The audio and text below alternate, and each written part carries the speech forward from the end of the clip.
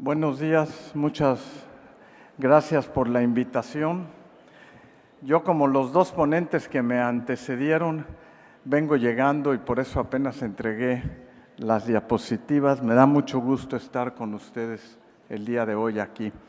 No sé si está lista la presentación y podemos pasar la primera diapositiva. En esta primera diapositiva les señalo algo que es francamente conocido por todos ustedes, que aproximadamente 2 billones de personas en el mundo consumen alcohol. De ellos, 76.3 millones padecen de problemas de salud ocasionados por el alcohol y tienen un impacto muy significativo en la morbilidad, mortalidad e impacto social, y es una de las principales causas de prevención en la actualidad, el problema del alcoholismo. En México me gustaría mencionarles algunos datos en relación al consumo de bebidas alcohólicas antes de que yo empiece a platicar cómo es que el alcohol daña al hígado. La cerveza es la bebida más popular y la consume más de la mitad de la población masculina, 53.6%, y una tercera parte de la población femenina. En segundo lugar lo ocupan los destilados y en tercer lugar los vinos de mesa. Los aguardientes y el alcohol de 96 grados ha ido disminuyendo en forma importante en el país.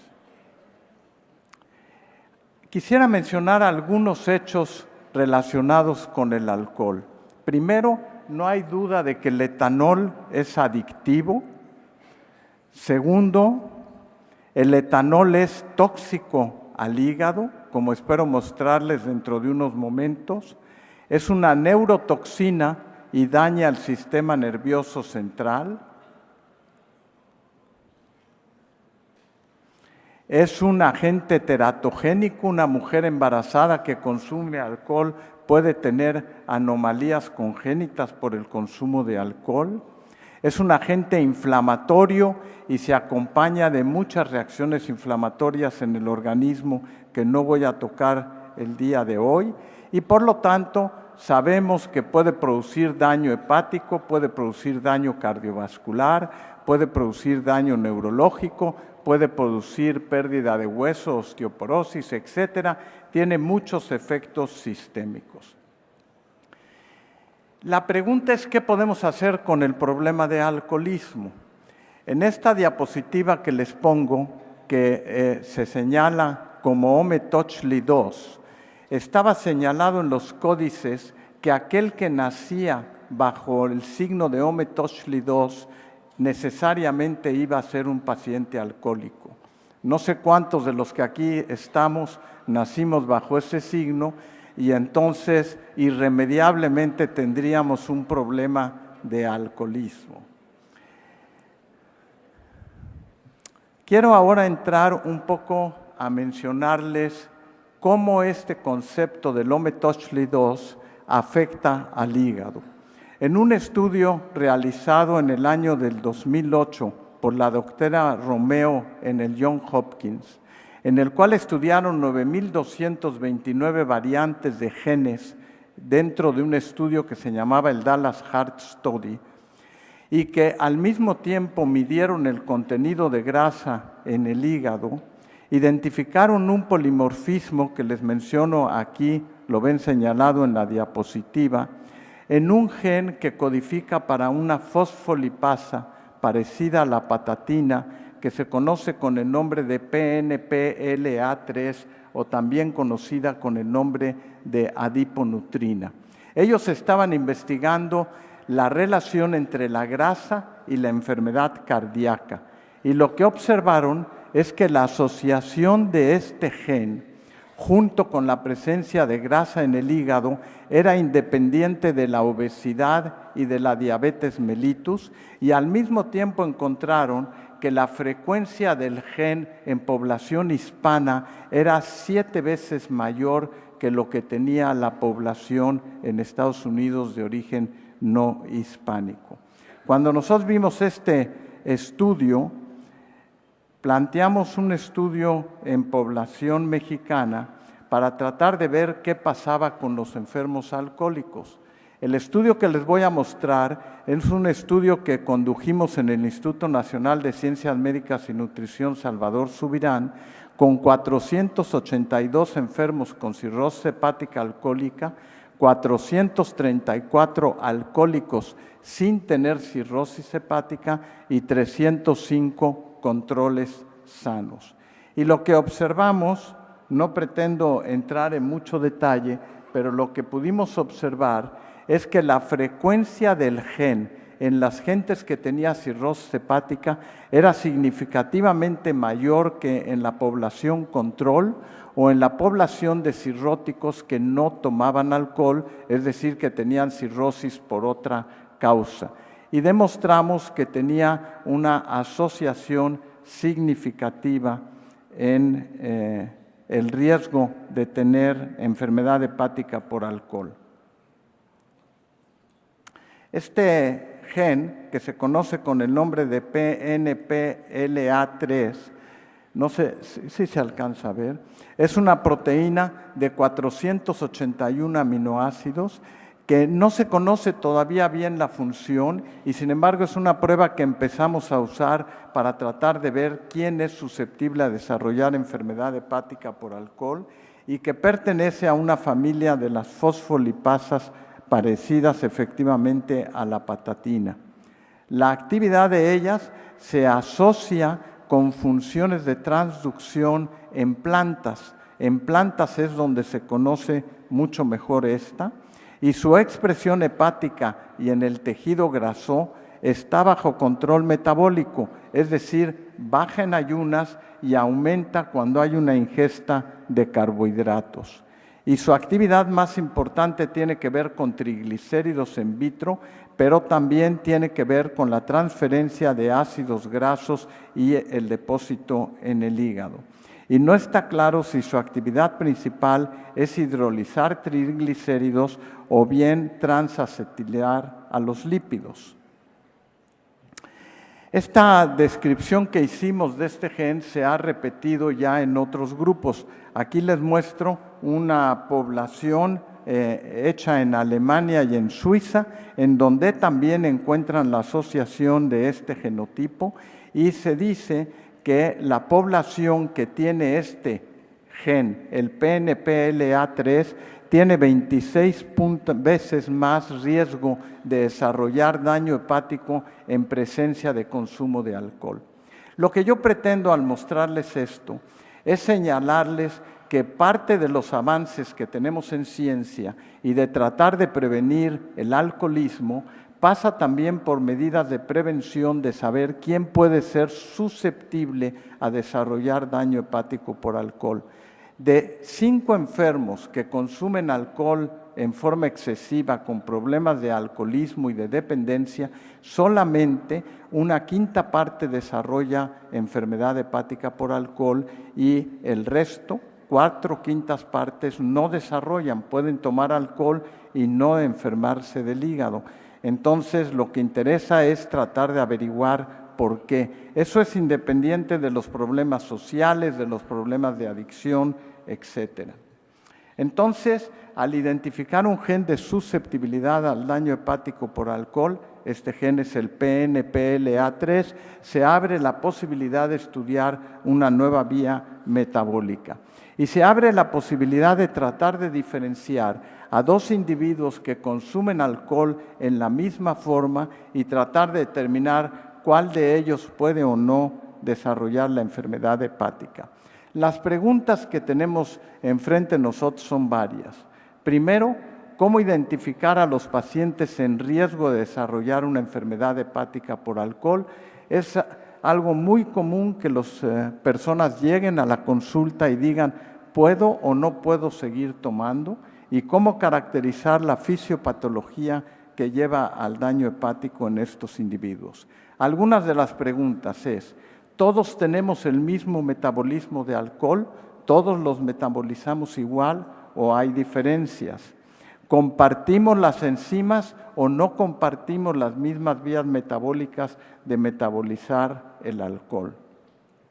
y quizá no lo hacemos en la misma forma. Voy a poner un ejemplo, por razones del tiempo no tengo para mostrar estudios. La población en México consume alcohol muy distinto a lo que hace la población europea.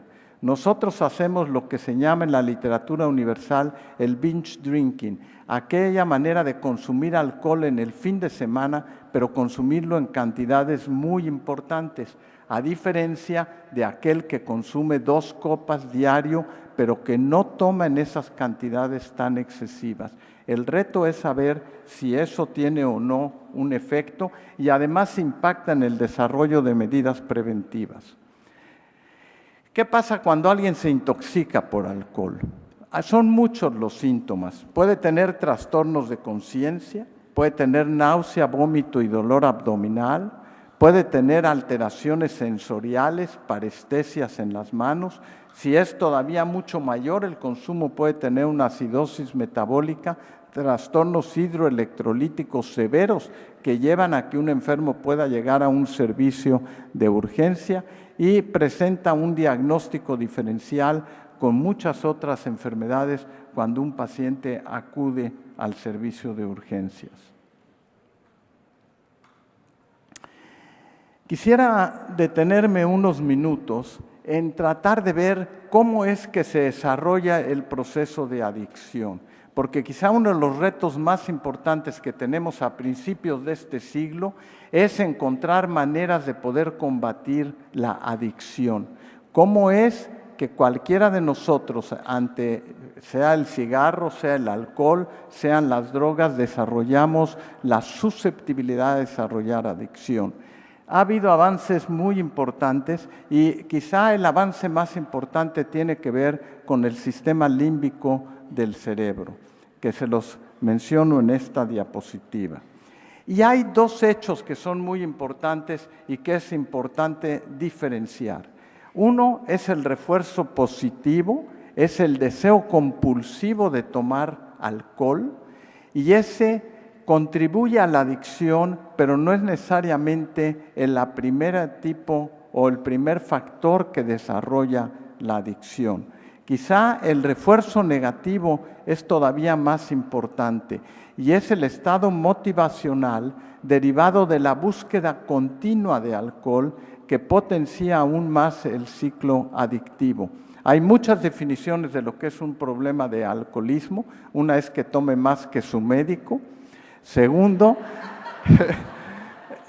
el segundo muy importante y que tiene que ver con esto, tiene que ver con el ir desarrollando tolerancia y cada vez necesitar mayor consumo de alcohol, y eso es lo que pasa con el reforzamiento negativo. Los avances no los puedo poner más que en forma breve en lo que tiene que ver con el circuito de la recompensa. Sí se han identificado a nivel del cerebro áreas particulares que nos hacen pensar en la posibilidad de desarrollar fármacos que permitan combatir la adicción. Algunas de las vías identificadas son el sistema dopaminérgico, el sistema opioide, el sistema GABAérgico, el sistema glutamatérgico, el sistema serotoninérgico, el sistema colinérgico y el sistema cannabinoide. Hay muchas investigaciones, por ejemplo, alrededor de lo que son los receptores de cannabinoides a nivel del cerebro y que seguramente ustedes discutirán más adelante. La patogenia del daño hepático por alcohol, entonces, es muy diversa. Toma aspectos de epidemiología, toma aspectos de metabolismo, produce alteraciones en el órgano que afecta. Estamos desarrollando modelos animales, estudios clínicos, se está viendo qué tipo de células son las responsables, el fenómeno de autoinmunidad.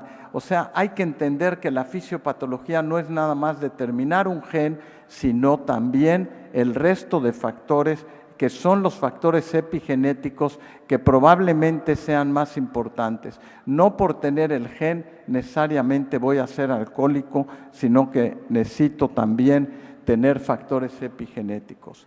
El hígado es el responsable de eliminar aproximadamente el 75% del alcohol que una persona ingiere. por eso les quise hablar del daño hepático por alcohol.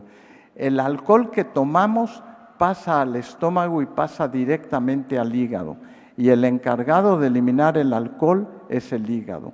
La capacidad de extracción del hígado se ha calculado en 0.87 a 2.29 micromolas por minuto. De tal manera que la cantidad sí tiene que ver. Aquel que toma, lo que les decía, el binge drinking, que toma muchas más copas en una sola vez, aunque no se emborrache el resto de días de la semana, parece tener más riesgo de desarrollar daño hepático por alcohol. Esta es una diapositiva muy vieja. Es una diapositiva hecha en los años 50, en donde diversos autores mostraron que uno puede tomar alcohol por 20 o 30 años y no pasarle nada, y de repente la curva se dispara a desarrollar el daño hepático. Vean aquí, la persona puede estar tomando 20 o 30 años y decir, a mí no me hace nada el alcohol, pero después de 20 o 30 años se dispara la manera en la rapidez en que se desarrolla el daño hepático por alcohol. Entonces, esos aspectos son muy importantes a considerar. Los factores que influencian el daño hepático van desde ser normal, desarrollar grasa en el hígado, desarrollar grasa más hepatitis, desarrollar fibrosis y finalmente desarrollar cirrosis hepática. De tal manera que los tres componentes del daño hepático por alcohol son: uno, empezamos por acumular grasa en el hígado, después desarrollamos una inflamación en el hígado asociada a la presencia de grasa y finalmente desarrollamos la presencia de cirrosis hepática. Entonces yo quisiera terminar señalando que hay avances muy importantes en la manera en que el alcohol daña los órganos. Hay factores de susceptibilidad no al alcoholismo, sino a desarrollar enfermedad hepática por alcohol. Y por último, hay factores epigenéticos que son muy importantes. La forma de tomar, la manera de metabolizar el alcohol es distinto entre las mujeres y los hombres, etc. Y creo que eso promete avances muy importantes también en lo que tiene que ver con los mecanismos que determinan la adicción. Si uno quisiera hacer una predicción a futuro, es que ojalá podamos tener vacunas que permitan controlar la adicción a diversas sustancias tóxicas. Muchas gracias.